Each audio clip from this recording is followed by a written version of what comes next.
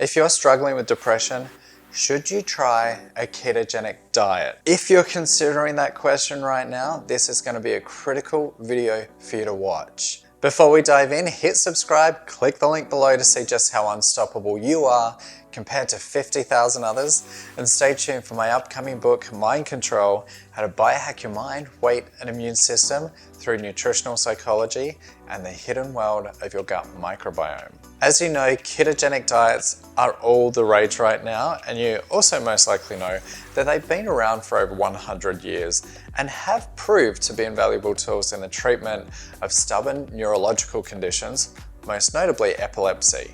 They're also showing promise in the management of other brain-based disorders such as Parkinson's disease, ALS, traumatic brain injury, multiple sclerosis, and chronic headaches. But can it be used to treat depression? Well, what all ketogenic diets have in common is that they're relatively high in healthy fats, but very low on carbohydrates, typically 20 grams or less per day. The goal is to lower blood sugar and insulin levels so the body naturally burns fat instead of sugar as its primary source of energy. Most ketogenic diets also limit protein to no more than what the body requires, because excess protein can raise blood sugar and insulin levels to some extent. Your body fat and fat from the diet then break down into ketones, which fuels the body and most brain cells. To do any kind of keto diet effectively, I highly recommend the Keto Mojo ketone and blood glucose testing device. It's really easy to use and it gives you immediate results from a small prick of your finger so you can track your levels at any time. Now, in all honesty, without doing this test, you're ultimately flying blind and you may not even be in ketosis. So with all of that said, can it help prevent, reduce, or better manage some mental health conditions like depression? Well, according to nutritional psychiatrist Dr. Georgia Ede, she believes that the decline in mental health around the world has got a lot to do with the decline in the quality of our diet over the last 75 years. She also believes that two main driving factors for brain distress are high consumption of refined carbohydrates like flours, baked goods, cereals, fruit juice, and sugar, and refined and processed vegetable and seed oils. What do we know about these ingredients? Well, Dr. Ede feels that many mental health disorders are strongly linked to inflammation and oxidation, just like many physical illnesses are, which makes the keto diet a great therapeutic diet to rid the body of these inflammatory ingredients because it's an anti-inflammatory diet. There are other benefits to keto for mental health, including that it eliminates large sugar spikes, which can trigger depression and anxiety. Ketones also provide an immediate source of energy for the brain because it's metabolized faster than glucose. There are increased rates of neurogenesis, which is how often you make new brain cells, and the body also produces more GABA on keto, which has a calming effect. The problem with depression and keto is that the research is limited. It's also flawed, giving us no conclusive answers to date. It also fails to answer specific questions such as which types of depression or mood disorders could it treat? Can it trigger suicidal tendencies in some individuals due to extreme effects of keto flu? Can someone who is depressed mitigate keto flu? And you'll see why that's a critical question in a minute. What effects does the keto diet have on psychiatric medication? And what period of time does one need to be on it to experience the benefits, or should it be cycled? Ketogenic diets cause profound shifts in brain and body chemistry rather quickly. These changes are almost always positive and healthy, but they can have a major impact on medication levels, dosages, and side effects that require close medical supervision, particularly in the first month or two while your metabolism adjusts to your new way of healthy eating. So should this diet be recommended to those individuals suffering with depression? Well, this guide is going to help you tremendously.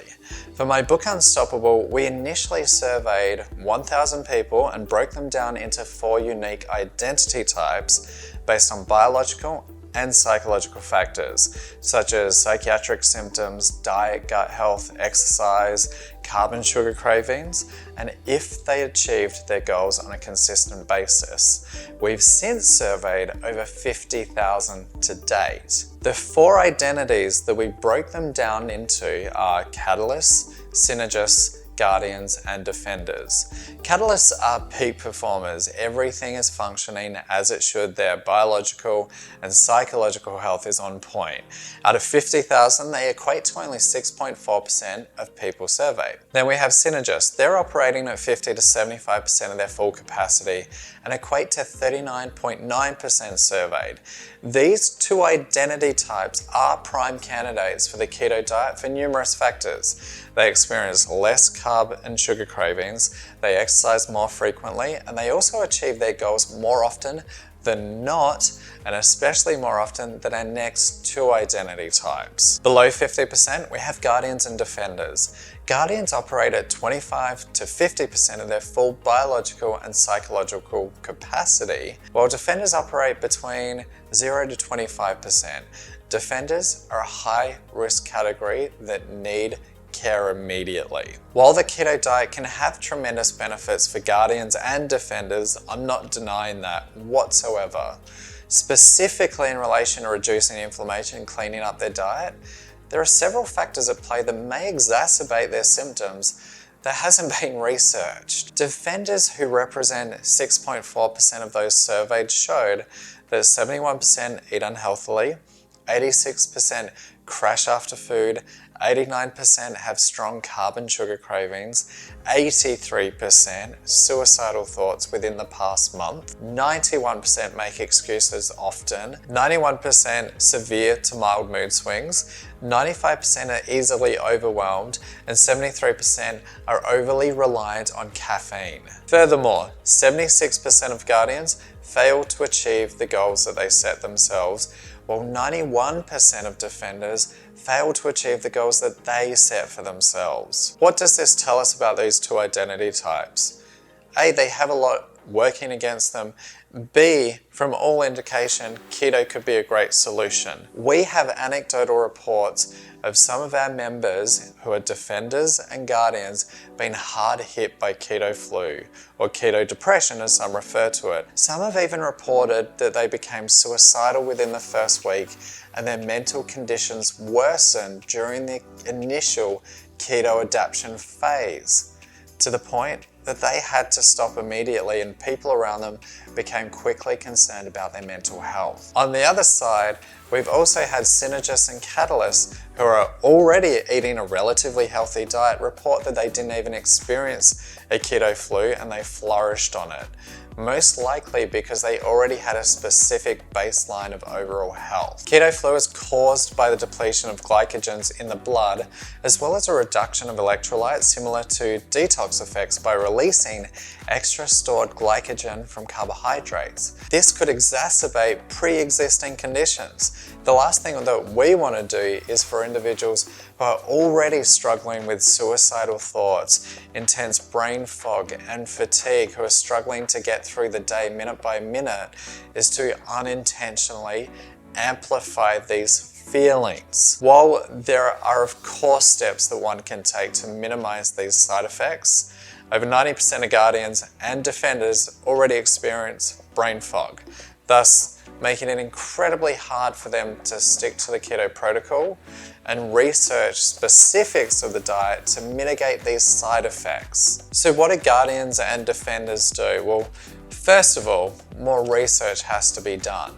But I do suggest that they can start with intermittent fasting. It's the gateway to keto. IF also reduces inflammation, and the easiest fast for them to follow is a 16-8 fast, i.e. you eat from noon to 8 p.m. each day, then fast from 8 p.m. to noon the following day. One thing that we've observed in our 10,000 members is that the members who do this, who are defenders and guardians, ultimately become more conscious about what they're eating in that time frame, and they gradually start to clean up their diet, reduce their carb intake, and start to regain their energy and focus, which puts them in a prime position to then experiment with the keto diet thereby really making that transition much easier with a greater chance of success. The last thing that we want to do is shock an individual by introducing a highly strict dietary protocol that's easily going to overwhelm them. They're already in their fight or flight function, so things can quickly set them off and they become reactive. I'm painfully aware that some doctors see great improvement in their patients with depression on keto, but we still don't have the data that tells us which type of depression they're seeing improvements in. Don't get me wrong, I'm a fan of keto overall. I think it's an incredible reset for the body and the mind. But at this point, it would be irresponsible of me to recommend to these two types of individuals based on the limited knowledge and the potential side effects. I do, however, hold hope for exogenous ketones, which could be an intermediary step to introduce them to the ketogenic diet. Although, once again, more research needs to be done on this so we can get some conclusive answers. If you would like to take the quiz yourself to see which identity type you are, to see if keto is a right fit for you, and find out how you compare to 50,000 others surveyed, you can click the link in the description yourself. One thing that we must remember, we each have bio-individuality.